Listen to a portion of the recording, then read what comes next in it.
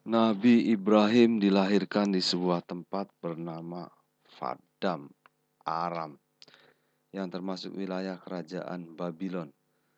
Kerajaan Babylon pada waktu itu diperintah oleh seorang raja yang bengis dan mempunyai kekuasaan absolut, yaitu Namrud.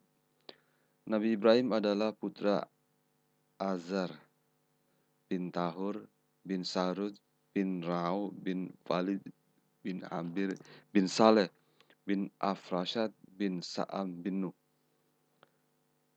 Namrud seorang raja yang tidak mau lengser dan ingin berkuasa terus-menerus, bahkan ingin hidup selamanya.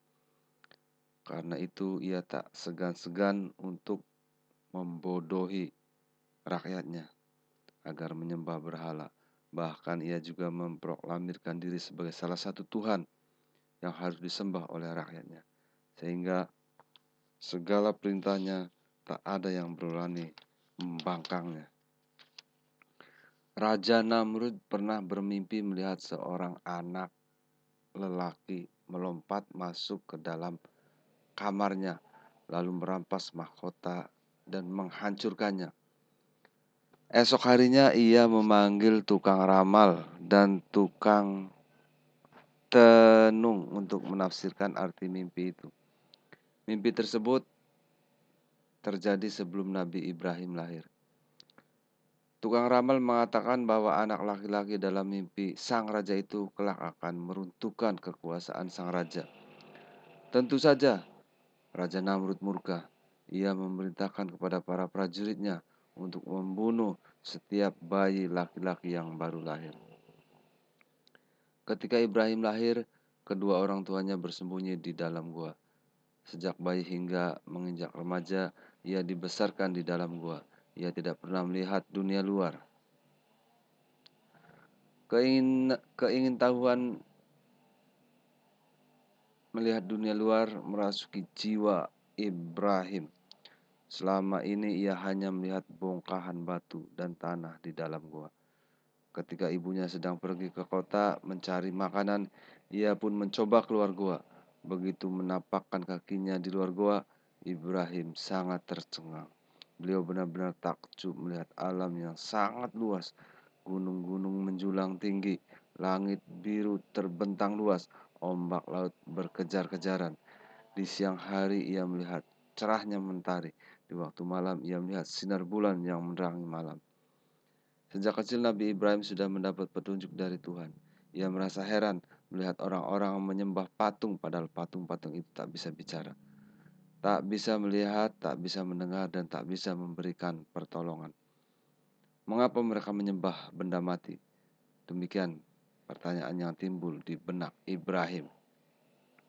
Apabila ia bertemu dengan onta, kambing, dan domba-domba, selalu bergolak pertanyaan dalam hatinya.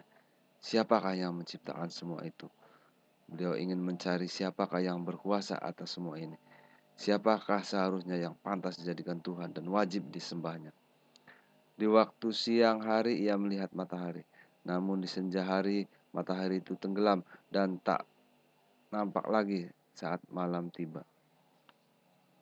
Ia melihat bulan dan bintang. Namun bulan itu akhirnya tenggelam dan tampak lagi. Aku tidak suka bertuhan yang tenggelam. Itu ucapannya dalam hati. Hingga pada akhirnya Ibrahim dapat menemukan kesimpulan. Akal pikirannya yang masih suci bersih itu memutuskan bahwa Tuhan adalah yang menciptakan semua alam ini. Berkata dalam hatinya, Tuhanku adalah yang menciptakan langit dan bumi. Tuhanku yang menciptakan manusia, tumbuhan, hewan, dan apa saja yang terdapat di muka bumi ini. Ibrahim diizinkan kedua orang tuanya keluar dari goa dan hidup di tengah-tengah masyarakat. Setelah menginjak dewasa dan berita tentang pembunuhan bayi-bayi sudah tidak terdengar lagi. Betapa sedih hati Nabi Ibrahim. Ternyata masyarakat di sekitarnya sudah bobrok mental dan akhlaknya. Akal dan pikiran mereka benar-benar sudah tumpul, sehingga patung dan batu-batu bergambar mereka jadikan Tuhan yang disembah-sembah, Bahkan ayah beliau sendiri adalah tukang pembuat patung yang dijual ke masyarakat dan sangat disayangkan ayahnya juga menyembah patung tersebut. Kemudian Nabi Ibrahim mengadu kepada Tuhan, "Ya Tuhan, aku sedang menderita batin. Aku melihat kemungkaran dan kesesatan. Untuk apakah gerangan akal pikiran yang dikaruniakan Tuhan kepada mereka? Apakah akal pikiran itu hanya digunakan untuk mencari kekayaan dan berbuat kerusakan belaka? Oh Tuhanku, tunjukilah aku. Kalau Tuhan tidak menunjuki aku, sungguh aku menjadi orang yang tersesat dan berbuat aniaya." Kemudian Allah memberikan petunjuk kepadanya. Beliau diangkat menjadi nabi dan rasul. Ia diberi wahyu sehingga keyakinan tentang adanya Tuhan bukan sekadar kesimpulan akal pikirannya belaka, melainkan berasal dari ketetapan Tuhan. Allah telah mengajarkan segala rahasia yang ada di balik alam nyata ini, bahwa di balik alam nyata ini ada juga alam gaib. Setiap manusia yang mati kelak akan dibangkitkan lagi di alam akhirat. Sebenarnya Nabi Ibrahim sudah percaya akan adanya hari pembalasan di akhirat. Pada suatu hari, ia ingin memperoleh petunjuk yang lebih nyata dan meyakinkan hatinya. Maka berdoalah beliau kepada Tuhan, "Ya Tuhanku, perlihatkanlah kepadaku bagaimana Engkau menghidupkan orang-orang mati." Dan Allah menjawab permintaan Ibrahim itu dengan sebuah pertanyaan. "Apakah kamu belum percaya, Ibrahim?" "Saya telah percaya, tapi supaya bertambah yakin hati saya," jawab Nabi Ibrahim. Kemudian Allah memberitakan Ibrahim mengambil 4 ekor burung. Keempatnya dipotong-potong dan tubuhnya dicerai-beraikan atau dipisah-pisahkan. Potongan-potongan kecil dari keempat burung itu dilumatkan, kemudian dijadikan 4 onggok. Masing-masing onggokan diletakkan di puncak 4 bukit yang letaknya berjauhan. Lalu Ibrahim diperintahkan mengambil burung-burung yang sudah hancur tadi. Tiba-tiba saja burung-burung itu hidup lagi seperti sedia kala dan menghampiri Nabi Ibrahim. Melihat kejadian tersebut, maka bertambah yakinlah Ibrahim atas kekuasaan Allah yang menghidupkan sesuatu yang sudah mati. Kemudian Allah Subhanahu wa taala berfirman, "Demikian pula aku akan membangkitkan manusia yang sudah mati untuk dihidupkan di alam akhirat dan akan dihisab amal perbuatannya sewaktu di dunia, dan semua manusia akan menerima balasannya sendiri-sendiri." Orang yang pertama kali diajak Nabi Ibrahim menyembah kepada Allah adalah ayahnya sendiri yang bernama Ajar. Nabi Ibrahim mengingatkan ayahnya dengan bahasa yang lemah lembut penuh kesopanan. "Wahai ayahku, mengapa engkau menyembah sesuatu yang tidak mendengar, tidak melihat, dan tidak dapat menolong kamu sedikitpun? Wahai ayahku, sesungguhnya aku punya ilmu yang diberikan Allah dan tidak mungkin diberikan kepadamu. Maka ikutilah nasihat-nasihatku, niscaya akan menunjukkan kepadamu jalan yang lurus. Wahai ayahku, janganlah engkau menyembah setan. Sesungguhnya setan itu durhaka kepada Tuhan yang Maha Pemurah.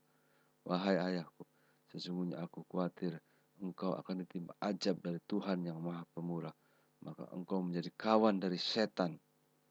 Namun ayahnya tidak mau mengikuti ajakan Ibrahim. "Bencikah kamu terhadap Tuhanku Ibrahim? Jika kamu tidak berhenti mengajakku, niscaya aku akan merajammu. Tinggalkanlah aku buat waktu yang lama," ayahnya berkata. Kemudian Nabi Ibrahim hanya berkata, "Semoga keselamatan dilimpahkan kepadamu. Aku akan memintakan ampun bagimu pada Tuhanku.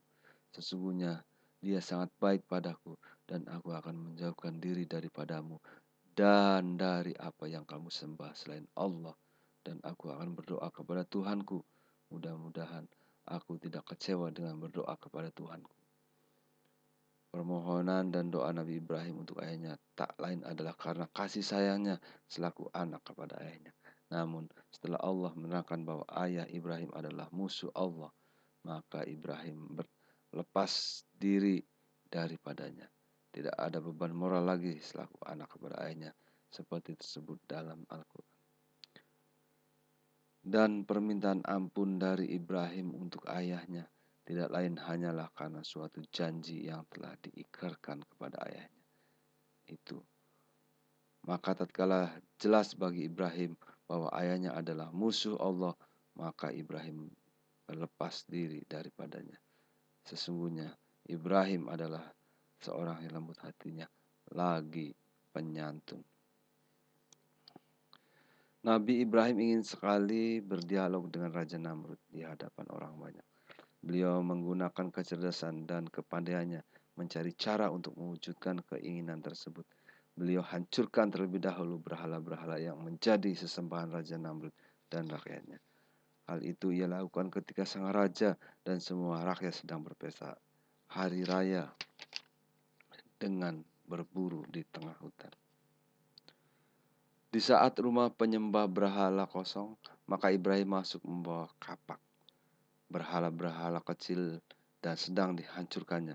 Lalu kapak yang dibawanya itu diletakkan di leher berhala yang paling besar. Raja Namrud dan pengikutnya kembali dari perburuan dengan wajah gembira.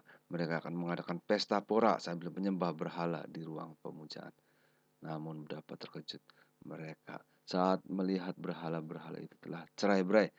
Raja Namrud sangat marah dan berkata, "Kurang ajar, siapa yang berani menghancurkan berhala kita?" Tak seorang pun yang menjawab. Tapi ada seorang saksi yang melihat bahwa hanya Ibrahim saja yang tidak ikut berburu ke hutan dengan alasan perutnya sakit. "Tangkap dia dan bawa ke hadapanku," perintah Raja Namrud. Kemudian Ibrahim pun ditangkap. Dalihnya karena hanya ia seorang yang tidak ikut keluar kota untuk berburu hewan. Pastilah ia yang melakukan penghancuran ini. Ia dibawa ke hadapan Raja Namrud. Disaksikan rakyat banyak, ia diinterogasi. Ibrahim tersenyum. Memang inilah yang diharapkannya. "Apakah kamu yang menghancurkan berhala-berhala itu?" Tanya Raja Namrud. "Bukan," Ibrahim jawab. "Ibrahim," sergah Raja Namrud, "cukup banyak bukti yang menunjukkan kaulah pelakunya. Tak usah mungkir." "Bukan aku pelakunya," balas Ibrahim untuk memancing emosi sang raja. Ia ingin mengajak dialog raja itu. "Baiklah Raja Namrud," lanjut Ibrahim. "Saya punya pikiran, kamu juga punya pikiran. Kalau mau mencari siapa pelaku penghancuran berhala-berhala itu, maka tanyakanlah kepada berhala yang paling besar itu. Bukankah kapak itu menggantung di lehernya? Berarti berhala paling besar itulah pelakunya." Mendengar ucapan itu, Raja Namrud menjadi geram. "Hai Ibrahim, kau sungguh bodoh. Di mana otakmu? Masa patung seperti itu akan saya ajak bicara? Mana mungkin dia bisa bicara? Kau jangan mengada-ada." Dengan lantang Ibrahim berkata, "Hai Raja Namrud, siapa sebenarnya yang bodoh? Mengapa patung yang tak dapat bicara, yang bergerak kau jadikan Tuhan yang harus disembah? Mengapa patung yang berhala yang tidak dapat melindungi dirinya itu kalian puja-puja? Bukankah itu kebodohan yang teramat sangat?" Raja Namrud dan pengikutnya terdiam mendengar jawaban Ibrahim itu. Sebagian masyarakat yang akalnya sehat membenarkan ucapan Nabi Ibrahim itu. Namun mana berani mereka angkat bicara. Sementara Raja Namrud dan pengikutnya tak dapat membantah, hanya amarah yang timbul di hatinya. Dan langsung Raja Namrud memerintahkan Ibrahim untuk ditangkap dan diikat. Raja Namrud bertanya kepada para penasihatnya, "Apa hukuman yang pantas dijatuhkan untuknya?" "Bakar, bakar, bakar saja sampai mati, bakar."